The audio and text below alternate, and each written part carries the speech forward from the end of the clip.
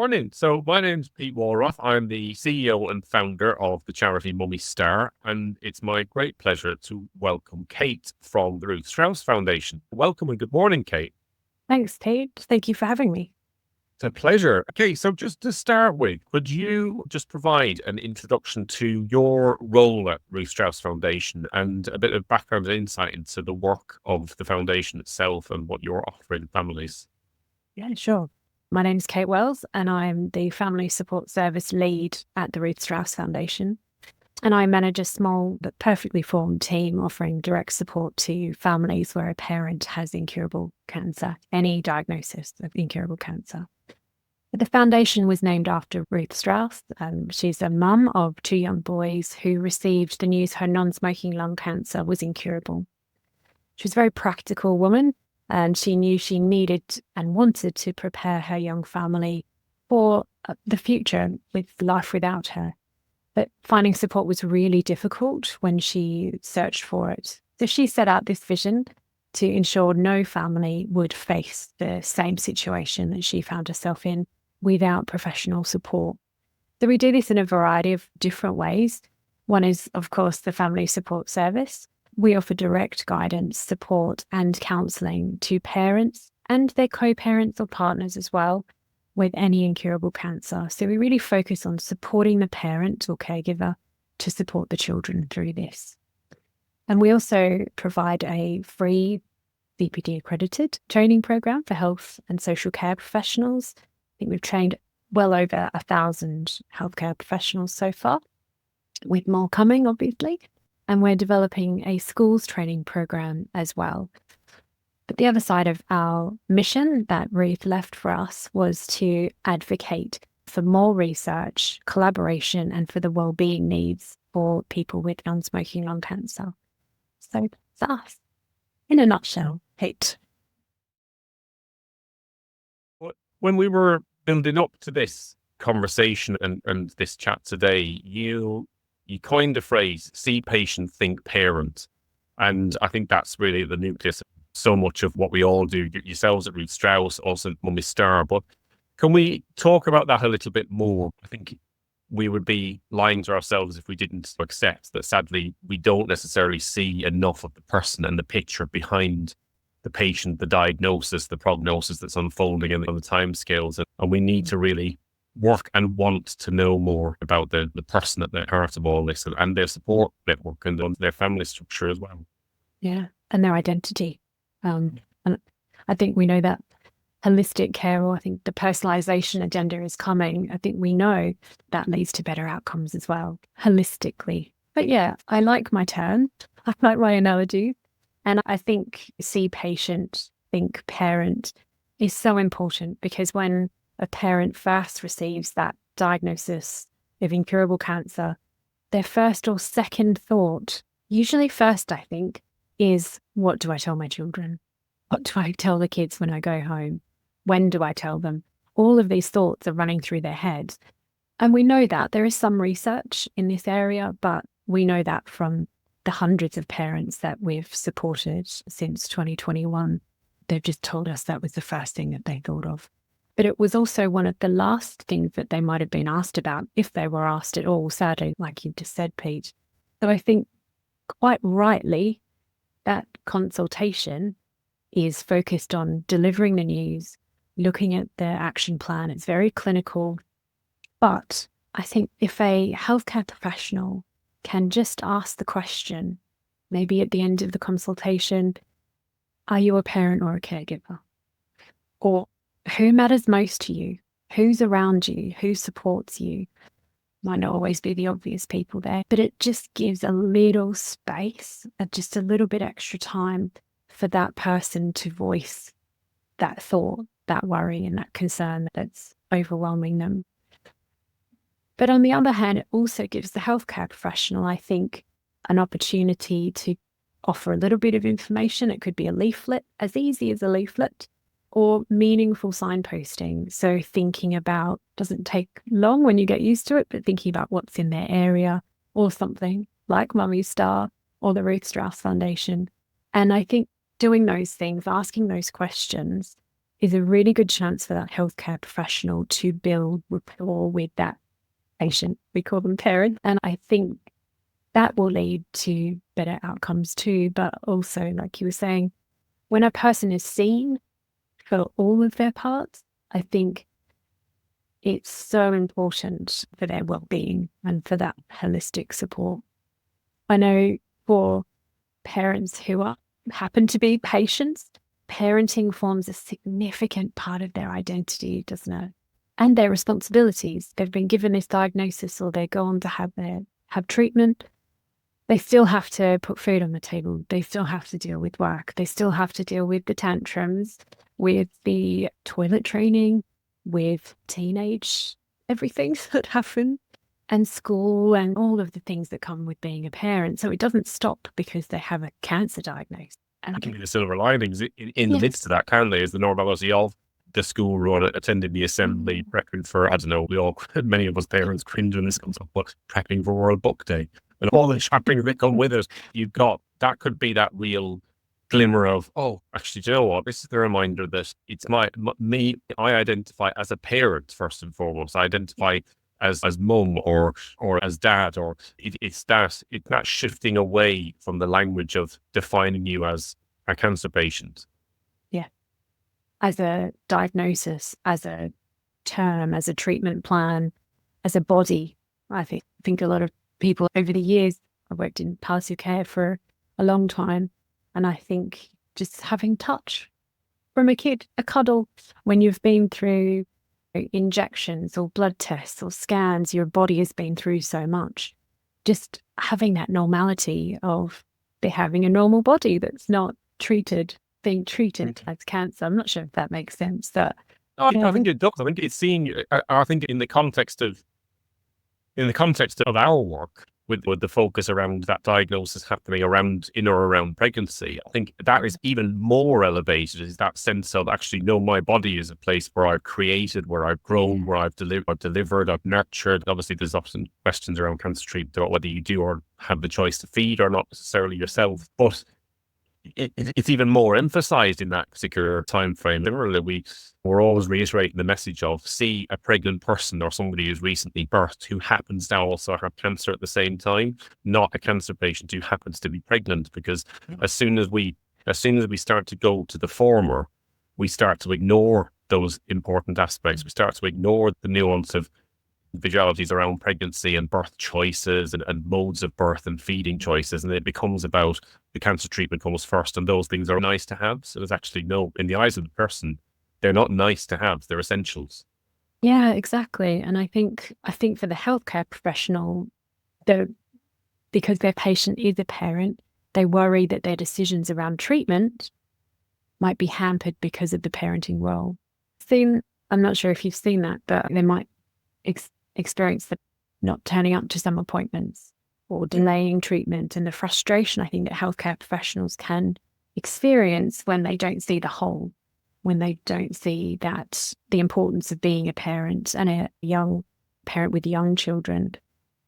I think that's where the rapport can fall apart and the treatment can be hampered, actually, if you don't see both together and how important the balance is in getting them right, the cancer treatment or palliative care, and their role and responsibilities and love of being a parent, because you don't want one to impact negatively on the other.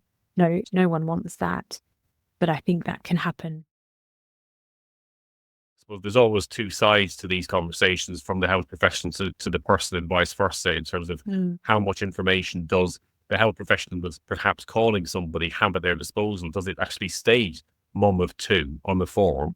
An example I could give is a lady who we supported a few years ago, where she just received a phone call one day out of the blue to say, oh, could you come in for radiotherapy this afternoon? And she said, no, I can't, because I've got two children that I need to pick up and take to nursery and make sure they're cared for. And the response she received was one of, oh, if you can't come in today, then it might be another 2 or 3 weeks. That, to me, spoke of somebody who does not have detail in front of them. That person is a parent of very young children who doesn't have the options where those children may be in their teens. They might be able to stay at home for a few hours on their own.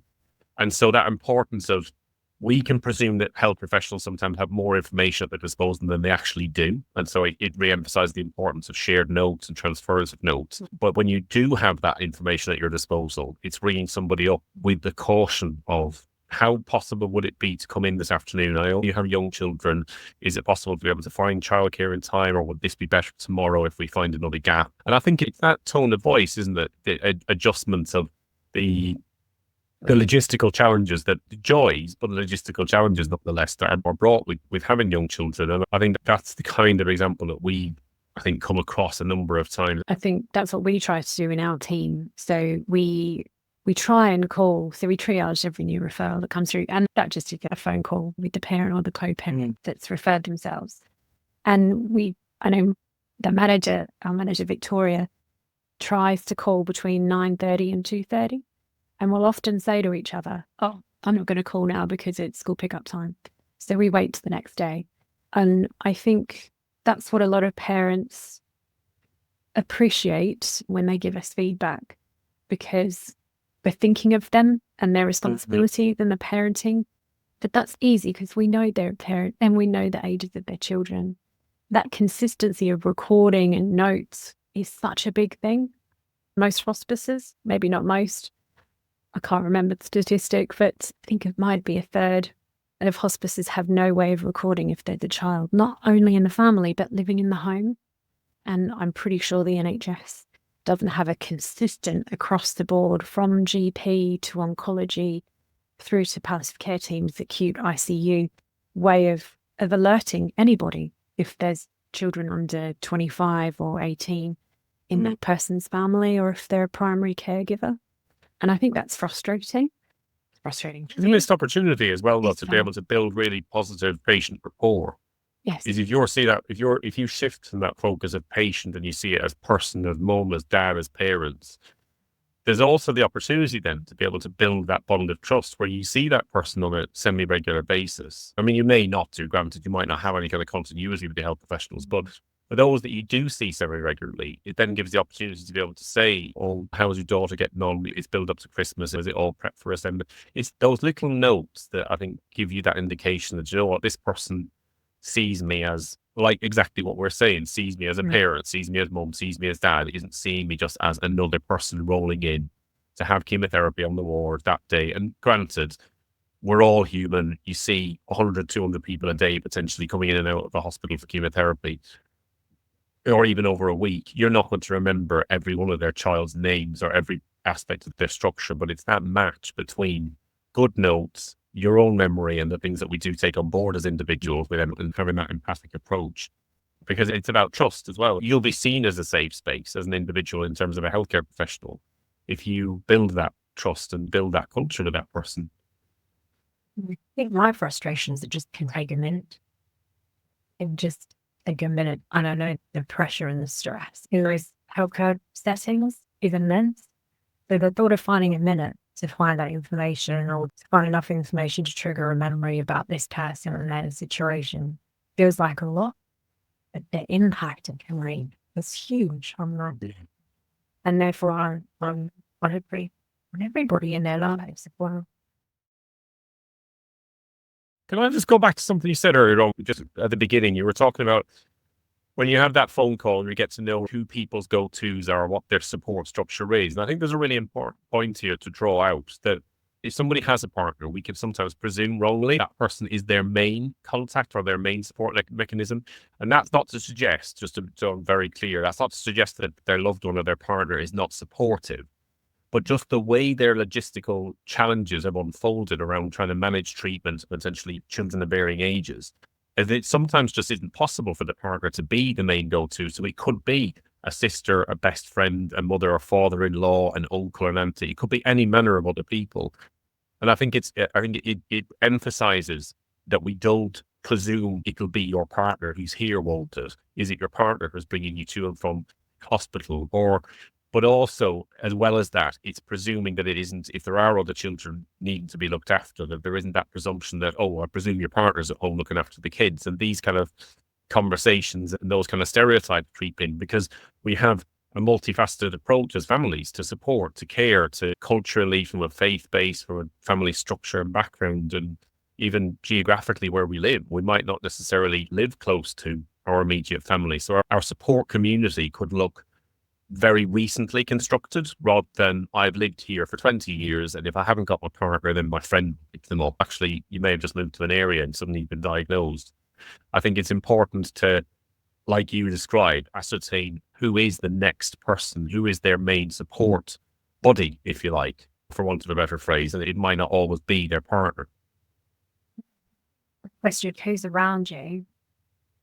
People will always go to, particularly in healthcare professional setting, my next of kin is my partner. It doesn't mean that they'll be able to support you emotionally. Because I think what we see is the partners struggle too. They struggle with seeing this, they struggle emotionally. And often, if it is a couple, they often find they can't share how they're feeling or their biggest fears, I think, with each other. They don't want to upset each other. They don't want to make things worse. So I think asking who's around you and how do they help is such a good question to ask. And again, it's not going to open up too much, I don't think, if time's an issue, but could be, there's my partner and they help with bringing the money in. We're just focusing on them going to work, putting extra shifts. This is what we really need, so that's what we're focusing on now. Who else do you have around you then? My neighbour, now my best friend, they're great. And who do you talk to? That would be my auntie or my mum or one else. And by asking, pulling out that information is really helpful, because there might be, or next time, you don't have to bring your next of kin with you. You could bring your neighbour, Darren, or your friends who lives down the road. That's okay. And I think when it comes to parenting as well, identifying who's in the parenting community. I know schools and other parents can be great, amazing, phenomenal support when another parent is going through anything, but particularly a cancer diagnosis and treatment. We're developing WhatsApp dissemination of information trees, or really of the schools themselves to organise pick up and drop off schedules on their own, and then just deliver it to the parents saying, look, we've got this sorted Monday to Friday. We've got you. Focus on what you need to focus on. It's so powerful, but you only know that if you ask. And I think, again, people feel safe and they feel understood.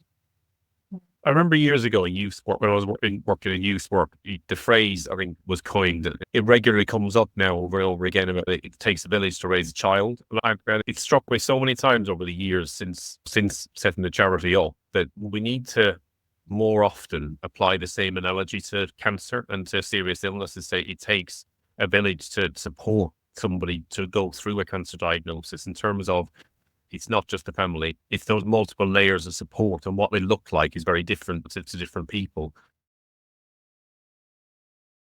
And again, going back to partners, because I don't think if somebody even had 2 minutes just to say, look, this is what's happened. Your wife is now going to go through cancer treatment for the next 4 to 6 months. We need you to prepare for what this might look like, so you have an idea or an expectation of where limits will need to be set, where expectations will need to change and be more malleable and shift. Whereas I think sometimes there's a narrative, unfortunately, that unfolds between the partners that are brilliant and do everything and are absolute like superheroes, and then those that are really struggling and bad and unsupported. I think in the middle of those, there is something being missed about actually how are we explaining what this will look like? Because for the partner, it's easier to then support the children alongside their loved ones. So they're doing it as a joined up approach to parenting as a team. Whereas if both of them are off kilter with their own understanding of, is this person unwell? Is this person sleeping? Is this person needing rest? Yeah, you're right, completely. And I think it's, like you said, that setting them up with the practical information of what you can expect as a partner needs to replicate what you can expect of a patient. They need to be given the information in the way that they can understand. Someone to sit down with them and say, we understand you're going through your own emotional response to this, and you're a parent too. This is what you can expect physically with your partner going through this. This is what fatigue is. Maybe people understand what fatigue is. It's not tired. It's not sleeping. It's definitely not lazy. Fatigue is something completely different. The condition, I guess, it's a side effect. I think just telling someone they will experience fatigue, and that's what this looks like. They'll sleep but not feel more energy. Oh, like a light bulb moment. Yeah. And they might be scared. They might just be focused on the treatment and not have a lot of space for the rest because they just need all this mental strength and emotional strength and physical strength to survive the next round or the next scan anxiety, explaining that. So they've got an understanding of what that might feel like. So I think you're right. I just recently listened to Steve Bland speak at a conference, and it really stuck with me because he said here and his partner were in the same room getting the same information, and he just wanted someone to take him out, put him in another room, and just let him be with his emotional response to it. But he couldn't leave her in that as she was going through it too. But just that feeling of, I just wish someone would just give me a bit of time to capture where it was really powerful. Yeah, I think it is important that it's to not, and none of this is taking away from the impact it has on the person who is being diagnosed, who's receiving that news, or is receiving that advanced news that cancer is no longer curable. It's not about who's more important. It's just about appreciating that they're both, that trauma is unfolding for them both on a parallel level, but in different ways. Just on that, when somebody in this kind of age bracket is approaching end of life, there's obviously additional challenges around what support am I going to need? What does support look like when I'm approaching end of life for a family? How do I broach these subjects? How does that unfold for me as a parent? Because you're trying to not just reckon with your own ability to process that, you're suddenly now trying to prioritize, actually, somebody else needs to process this thing is far more important than me. It's my child or children and various different ages. So what are the additional and unexpected kind of support needs for parents in this situation? And the obvious one from much of this, how to communicate and support your children through it. And that might be that the unwell parent isn't able to do that. So how do we skill up the other adult in order to be able to share the right information with them at the right time and support them emotionally? Easier. But I think, particularly for young parents going through this, advice and guidance are simple, achievable memory. Things like sharing their favorite music with them. But if they're very young children, quietly videoing you playing together, singing songs, reading their favorite book or your favorite books. People can be so creative, even when approaching end of life, because parents will do these things for their children. I know one grandma actually stitched a cloak for her grandchildren when their mum was dying. And the cloak looks normal on the outside, but on the inside were printed photos of them as a family, all the special times they've had together with their mum. And I think we need to enable young parents to think outside the box with these things. Memory boxes are fantastic, but they don't necessarily capture the relationship between the children and the parents that die. So I think the putting them to add a bit of fun to this legacy work, basically, and memory. Yeah. Who are they as a family? What do they like to do together? Is it sport? Is it music? Do they love just watching Netflix? Do they love cooking together? What's the characteristic of this family? And how can we help this family make the most of the time that they have left to create those bonds that will last? Also, I think support that we don't always offer either, or we might feel uncomfortable about raising, is, have they made a will? If they updated their will? A lot of people might have them done when they get married, perhaps, or buy a house, a mortgage. But has it been updated since? Have they spoken about funeral wishes? We provide some early bereavement support to the surviving parents who we've supported prior to. And a lot of the time that we didn't talk about funerals. I don't know if you wanted the kids to come to the funeral, what do I do? What happens now? And so I think things like that can be really helpful. but also recording parental wishes. You want only have a baby or a 2 or a 3-year-old, but do you want them to go to a specific kind of school or a specific school? How do you want, what values do you want your signal? What's important to you as a parent that you can give as advice, even guidance for their other parent or their other family caregivers? I think what's unexpected, and I've thought about this a little bit lately since we last spoke. The unexpected support and information I think parents don't get is about end of life. And can be experienced, not always, but can be experienced, is the dying parent can withdraw from their children and the people closest to them. And it might happen in advance of the dying process, but it could certainly happen in the last weeks and days of months. And that is extremely painful for the family to see, for the children as well, for the partner or the other parent, and for the person. Can I just ask on that? In your experience, do you think that is a subconscious thing, or do you think it's does it come from a place of trying to protect by creating the distance? Because I've seen that similarly unfolded in different ways, and it's one of those things I'm always quite fascinated by is to do people actually, are they even aware that they are doing it themselves? Yeah, there's a few caveats to that. I guess is depending on the tumor itself and what their physical status is. So some, maybe a brain tumor might stop them being able to communicate or those things. But what we don't talk about a lot either is the dying parent or the unwell parent's own anticipatory grief, their own preparing. We don't often say, I think you're grieving, not being there for your children and seeing you grow up. They're going through their own grieving process. But I think that could be part of trying to protect themselves from this really painful period of goodbye. That if they slowly disengage, it's less painful for them. If they see them less, if they don't come to the hospice, if they're busy with friends, sending them away so that they're not as present, but that pain isn't so visible. So I think there's that.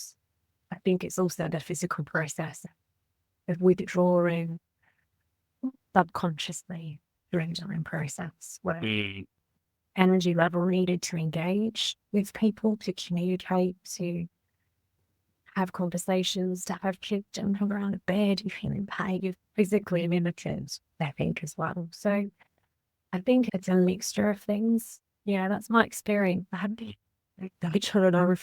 No, I won't be expecting it to be necessarily there is more about, I think, your human interpretation of it.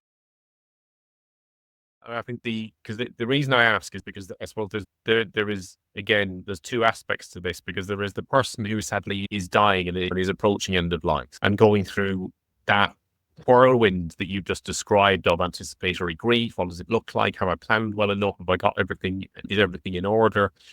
And equally, you can then have, again, from drawing on conversations I've had over the years with families, is there's then the partner trying to get everything right to make sure that they are doing what their loved one would want to do in that situation. And again, common conversation that comes up is, should I bring the children to the funeral? Should I bring the children to see them in the hospice again before they die? And the question itself, it isn't necessarily what I want to drill down on here. It's more about people's interpretation of, because what I hear is, I know what I want to do, but I'm not sure what her mother would like. I'm not sure what her sister would be comfortable with. I don't think the family are happy with me doing X, or the family will find it too upsetting to see the children there again. Now, my interpretation of that, based on lived experience and all the shared experience we've got with families over the years, is, as difficult as it can be, ultimately, the decision is yours. You are the surviving parent.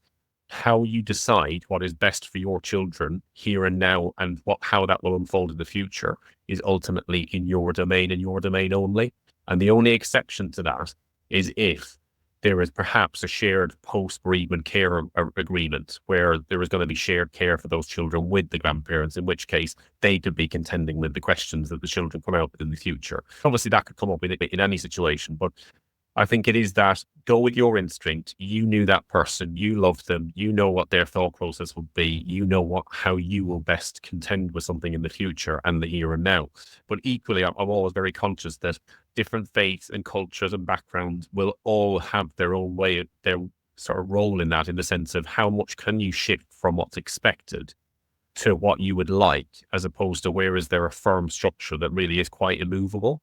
And that's going to look very different to different families and to different structures and how involved. You're completely right. I think it comes down to, as early as possible, having these conversations openly and painfully, and then you can communicate it to the rest of the family. This is what we decided together. It's quite difficult to negotiate with. Got the powerful thing. Yeah. We as a family decided this before they became really unwell. And this is why we did that. What's most important. I think we can be much more creative these days in bucking the trend than societal norm, if you like, as funerals, but also at the end of life too. I think with funerals, you can always do anything you like. So if, for example, family wish for their body or the ashes to be returned to another country, or to be the rituals to be done in a specific cultural or religious way, and the person agreed with, that's fine. But you can also have a ritual that's specific to you and your children, that you can carry into the future, that you can do every year on the anniversary, that you can do on birthdays, that you can develop your own rituals, because, as you said, you're the one that's going to be caring for these children in bereavement. And as they grow, so those memories of this time are really important, and how you capture that and how you deal with it's completely up to you. There should never be any general advice like children should never go to funerals. I think a lot of people do worry about it being upsetting for the adults. Other people think it might be upsetting for the children. Again, if you're able to, you're in a place where you can explain what a funeral is. There's lots of books out there that explain to children of different ages what a funeral is, how we say goodbye, and rituals. There's a lovely book about the rituals of the animal kingdom, when an animal dies. And so you can be really supportive of everybody with really good communication and really good discussions. And if they're possible, everyone will be in a place to say what they want to have happen when they die. My wishes are very extravagant. It's challenging for my family on purpose. Here we are as a family, and it's a sense of humour, knowing that they won't wait, but that we laugh over the quests that we give each other. So I think other conversations, getting people to a place where they can think about it in advance. Because you're grieving. We're having the negotiation, the decision, and trying to think outside the box. Really hard when the person that you love or the person that you co-parented with and have a history with died last week. And I think another ism I have is, or an analogy or a way of thinking about it is, when I look back on their funeral in 10 years' time, or the kids ask a question about the funeral or how they died, or did they see them? They can't remember seeing them before they died, or can't remember what they look like. If you look back on the time, what would you have wished you'd done differently? And I think most parents would say, or caregivers, that they'd wish they'd given more opportunity for their children to spend time around this sorrow, that they wished that they had included them more, or wish they'd asked what they thought maybe. There's usually something that they wish they'd done differently. And I think the children and young people who do grieve progressively, so when they age or reach different stages of development, they will process that loss. Not again, not new, but they will process that they grow older. And so when they look back on, why wasn't I at the funeral? Why aren't there pictures of the funeral? Why don't I know what happened? Why didn't I say goodbye? And children and young people can grow to have regrets, or even if they weren't that old enough to make those decisions. So I think just considering all of that in the mix, and this is part of, I guess, the guidance that Ruth wanted, how she died, was the complexity of these decisions need to be made.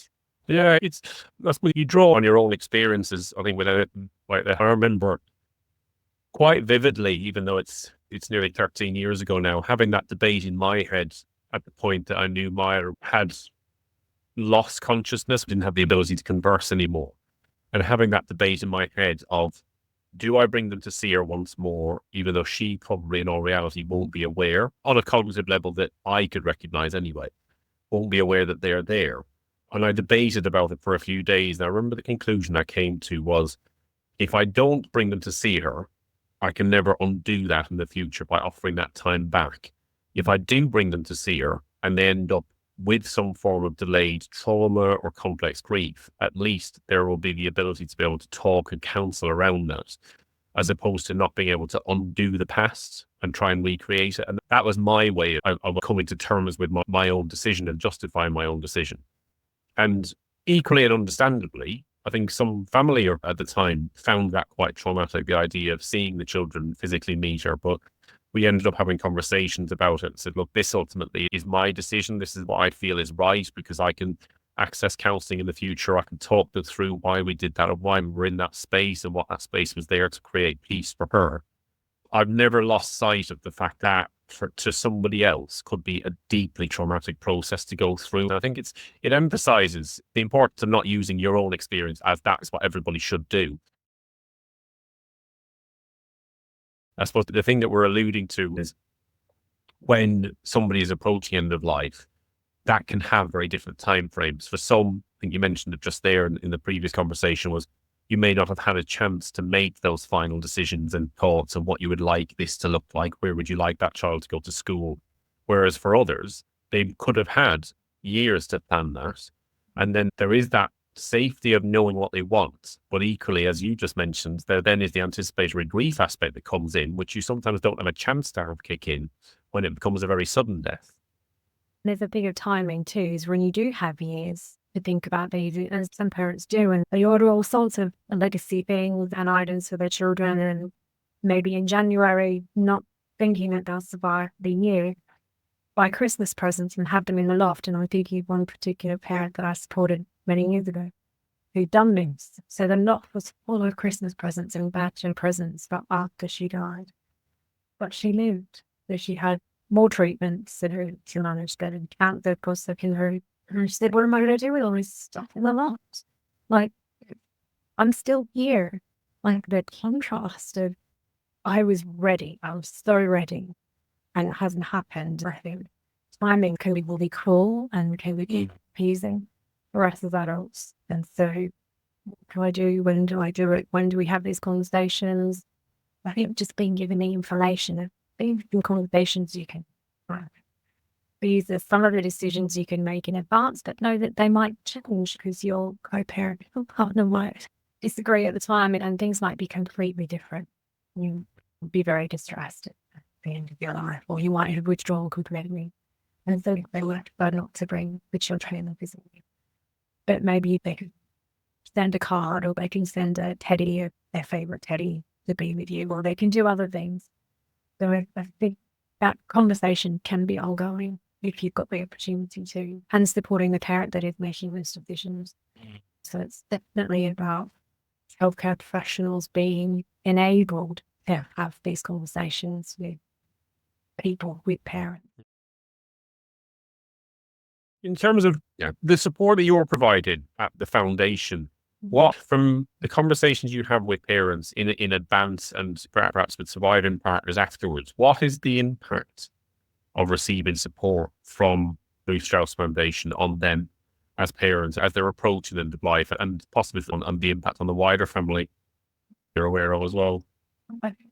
People feel a lot of relief after getting in touch with us and just having that reassurance, they say. Just, I think we're on the right track, but we just didn't know. So having just a simple reassurance of you're doing the best you can. This is great. This is all we'd advise. A lot of parents say that. So I think if I were to generalize it would be, because we only do, I guess, quite a niche thing that we do, they know that this is the place that's safe for them. they be unstable and that's the unwell parent, but a lot of co-parents and partners say this, that they can ask questions, they can just express those fears and those thoughts that they have and those feelings that they have without needing to worry about hurting the people around them or upsetting them or worrying them. And I think it's just having that time to prepare for that. We call it the hardest conversation you'll ever have. That time to think it through, to prepare. Maybe we need to convince them that have conversation as well, but they feel less anxiety about conversation. They have more confidence about the words that they're going to use, when they're going to do it, how they're going to do it. And we have a lot of feedback from our co-parents and partners support group. I think we're really bad.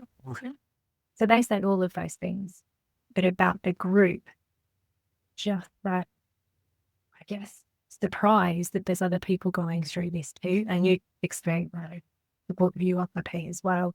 Just there's other people and it's really painful, but very normal. Life is carrying on, but actually pain underneath this worry. So being able to, I hear them really powerfully said, they can say the unsayable to people who are also having those thoughts and these feelings. You're not having to explain it, are you, to somebody who is living it and going through it themselves? You don't have to explain every aspect of it because they can read the unsaid. Yeah, exactly. And that's not something you can find easily in the health system, I guess, at the moment. In some charities, some hospices aren't able to offer that peer support on this specific thing. Yeah. Yeah, it's quite niche, but quite powerful, the impact that it has on parents. And we've had a young person speak on a mission video, which is part of our big event at the cricket every year. And Henry spoke about his parent had guidance from us in how to support their sons. And through that, Henry was able to come to one of the young people's groups that we have offered in the past. And he said, because he was prepared, because he had information about his dad's cancer, how it had progressed, and an approximate time he had left, this young person was able to make decisions about how he spent his time. He ended up giving his dad really practical care, actually, toward the end of his life. And he looks back on that time with just a sense of pride and a sense of it was so tough. But because he knew what was happening, he had a sense of control over it too, which is what having guidance and support and counselling too around this just gives you a feeling of being in control, of having some sense of control and the ability to then support your children and the wider family through what's to come, where they wouldn't normally have had access to that anywhere else. So yeah, I think it's small but powerful impact. For the health professionals that are supporting a family as they're approaching end of life or already at that point, obviously it can be multiple of different disciplines, from CNSs to midwives to health visitors to district nurses. What are the obstacles they face, do you think, to be able to provide those outlets and that additional layer of support and care? Obviously, we were taught at the beginning about the first protocol is see patient, think parents, but above and beyond that, I'm thinking now are the obstacles to practically how to best support somebody. In tandem with that question, I suppose, then, is what advice would you give to somebody caring for somebody in that kind of situation, alongside obviously the act of support that they can provide for that family through yourselves, through signposting and referral in a really timely manner? I think time will always come up from healthcare professionals. I'm sure time will feel like the biggest barrier. So I think breaking down that and recognizing that action might take an extra 5 minute, 10-minute discussion now, but it will stay on having a crisis conversation about it, maybe in ITU, or when we have to move maybe to the hospice. It will save a lot more time down the track and will save giving opportunities to those parents to have those conversations as early as possible. So I think reframing time, first of all, would be really helpful.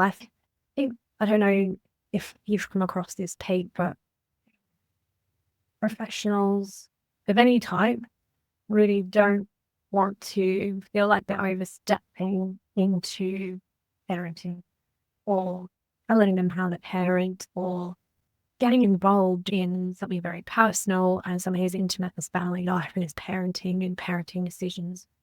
So I think there's a reluctance or a nervousness or I think that I'm telling them they're doing the wrong thing and they should be telling the children, or that they've told them the wrong thing or they've done it the wrong way. So I think there's a confidence issue there, and sometimes, or just feeling like it's the wrong thing to do. I agree. I agree entirely with what you just said. And I say this to students and to existing health professionals all the time. I say to them, the worst thing you can do is presume that person will not want to be asked the question. It's better to ask the question and potentially that parent shut that conversation down by their own choice, because at least then they are owning the situation, as opposed to you presuming they will not want to have the conversation. And then in hindsight, you hear, do you know what I really wish? I wish they'd asked this then. When you're giving control and autonomy back to the patient who's the parent, you're giving them the decision whether they want to talk to you about that or not. But then they might think about it in the month in between your next clinic appointment or whatever it is. I actually think that maybe I'm doing to explore this. There's a slow burn with the question sometimes, even if you're not ready to talk about it. I think there's definitely a processing point where you think, I remember them asking me this. Actually, I'm going to bring this up again. Yep, it just throws a seed of all of information, and just you don't know if you don't ask. And I think we get very scared about asking, just being comfortable with taking those kind of risks. What advice do I give? What do they tell their 5-year-old, or if they've got a teenager? Oh yeah, thanks for asking. I'm really worried about my 13-year-old. I told them, but that was 6 months ago and they haven't asked me anything since, and I don't know how they're feeling. As a healthcare professional, going, oh no, I don't know anything about teenagers. I'm an oncology specialist or whatever. I don't know how to answer that. So there's that fear of lack of knowledge or of getting it wrong as well, of saying wrong. I think it's okay though to encourage more health professionals to say to them, it's okay to turn around to somebody and say, I actually don't know, rather than trying to fudge your way around an answer out of fear of thinking, I really want to say something that really will help and it will really be profound to take away. But in actual fact, sometimes the most relatable thing you could possibly hear from somebody is, look, guys, I cannot imagine what it's like to be in your position, because I just don't. I don't have children of your age. My children are teens. So how I would respond in your situation, I don't know. And or if you're comfortable to do so as a health professional, don't be afraid of using your own structure to say, if this was me and the children I have, if that was my team, yeah, I have the same debates. I don't know whether they're just happy or sad, or they're listening, or they're just grouchy because I haven't given them exactly what they want. But actually bringing that human element into it. I think there's a fine line to draw there between limitations on personal disclosure and to compromise your own safety and privacy. It's that fine line between just reminding the people that we're supporting and the families that we're supporting that actually we're humans as well, and that we have an empathy that has an extension, but only to a certain degree, if you like, unless we've actually been in that situation before, which is, granted, is thankfully rare. But it's how you create that. What's the icebreaker? For the health professionals that are supporting a family as they're approaching end of life, or already at that point, obviously it can be multiple of different disciplines, from CNSs to midwives to health visitors to district nurses. What are the obstacles they face, do you think, to be able to provide those outlets and that additional layer of support and care? Obviously, we were taught at the beginning about the first protocol is see patient, think parents, but above and beyond that, I'm thinking now are the obstacles to practically how to best support somebody. In tandem with that question, I suppose, then, is what advice would you give to somebody caring for somebody in that kind of situation, alongside obviously the support that they can provide for that family through yourselves, through signposting and referral in a really timely manner? Yeah, you could always say, you know what, we see a lot of parents in your situation, so I wouldn't say exactly the same as you or going through the same as you, but we support a lot of patients who have asked the same thing. And you know what? We're not specialists in this. This is not what we do. However, I do have a little leaflet here. There's a QR code. Have you thought about just getting some advice on this one thing? So it could be an Mommy Starling, but it could be your RSF one. Just something to think about. So you're not brushing your mouth. You're saying, look, other people are in this situation too. I think a normal question to ask. Maybe we don't have the time. And a lot of healthcare professionals that we don't have the time to take it that bit further. But yeah, thinking about it can help these parents and normalizing it. And I'm giving them not 4 leaflets, not a massive booklet, just something short, sharp. I don't know. I've had some training with these people, or I know Pete from Lily Star. I've heard him talk about campaigns on podcasts, or just normalizing that referral or that recommendation can really be helpful, and not taking it away. You wouldn't take much extra time. Or just say, oh, you've got a 6-year-old and a 13-year-old. That must be really busy at home and really hard to think about. How about I refer you to XYZ, this is their leaflet if you prefer to do it yourself, or this is their website. Again, giving a bit more autonomy. So yeah, normalizing, giving information, not giving too much information, and giving them control over the situation too. I think the key thing that you said there, that 5 minutes, reframing time, and that 5 minutes now could avert a crisis conversation further down the line. And I think we are sadly in a culture where we see time now is inaffordable, and then we start worrying, and we start in the panic stations going, oh yeah, we've got to unfold all these resources now. Yeah, that could have been alleviated much, much earlier on in this journey. And it's the importance of trying to carve out that extra few minutes. And it's not to say to every health professional, just magic time on it anywhere. We know it's time precious. We know resources are really stretched. But it's important to recognize at the same time that these are unique situations. These are not scenarios that are coming up all the time, where families do have their cancer treatment juggled around young children of different ages, a newborn, a pregnancy, multiple children of varying different ages. And the challenge and the heartache of having to reframe the same conversation potentially several different times for different levels of understanding. And I think for families that we support in particular, I think one of the biggest challenges is baby is too young. Baby can't speak. We can't have a conversation with baby. We can't have a conversation with the 2-year-old. What do we do in the future? And I think there are some of the conversations where I think we know it's about creating the narrative for the future rather than what you can necessarily say in the here and now. But I think the fact that we have you guys there to be able to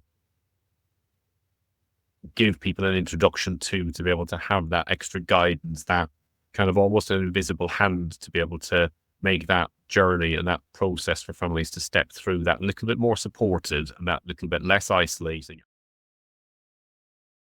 And as I will bang on about to the day I'm no longer here, the benefit of peer support from those who are living it and breathing it and have been through it, and those insights that come from somebody who is on the journey that you're on, I think is just, to say it's worth its weight in gold, I think doesn't even begin to describe what it means to people in that situation.